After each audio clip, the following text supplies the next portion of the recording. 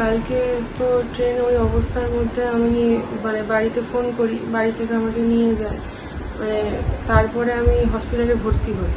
সেখানে গিয়ে নর্মালি কিছু আরপিএফ আসে আমার কাছে, তারা কথা বলে যে আমার নাম, ঠিকানা, তারপরে অ্যাড্রেস, সব কিছু ডিটেলস নিয়ে যাওয়ার পর তারপরে আরও কয়েকজন আসে রাত্রিবেলা 8:30টার সময়।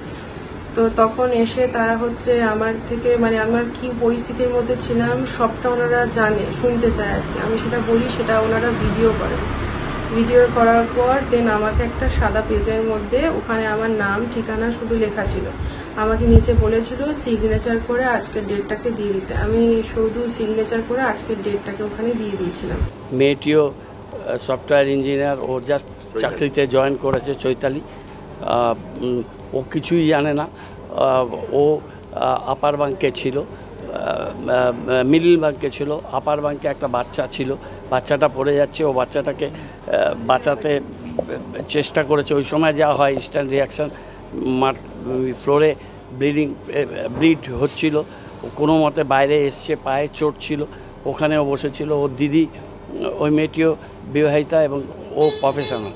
ওকেও ফোন করেছে, ওর বাবা আসে, ওকে ভর্তি করেছে, ওকে একটা কাগজে সই করেছে। ও জানে না, ও কীভাবে জানবে? ও তো অন্য কম্পার্টমেন্টে তখন নিজের জীবন বাঁচাতে ব্যস্ত। ওকে বলেছে কি একটা কাগজে সই করতে, ও সই করে দিয়েছে, জানে না।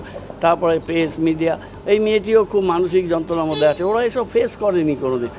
এটা পুরো রেল ব্যবস্থা ভেঙে পড়েছে। আজকে তদন্তটা পুরোপুরি একটা আই ওয়াশিং ছাড়া কিছুই না। তদন্তর নামে প্রহসন এবং রেলের যে গাফিলতি, 10 জন মারা গেছে, একটা patient very critical in stage. আমরা দেখে আসলাম মাননীয় মুখ্যমন্ত্রী, তার নির্দেশ, তার ব্যবস্থাপনা, তার মনিটরিংয়ে এদেরকে বাড়ি বাড়ি পাঠাচ্ছি। হ্যাঁ, এবং সব বাড়ির লোকদের আনা হচ্ছে। বাড়ির লোক যেখানে আসছে না, মেডিকেল থেকে লোক দিয়ে তাদের পাঠাচ্ছি।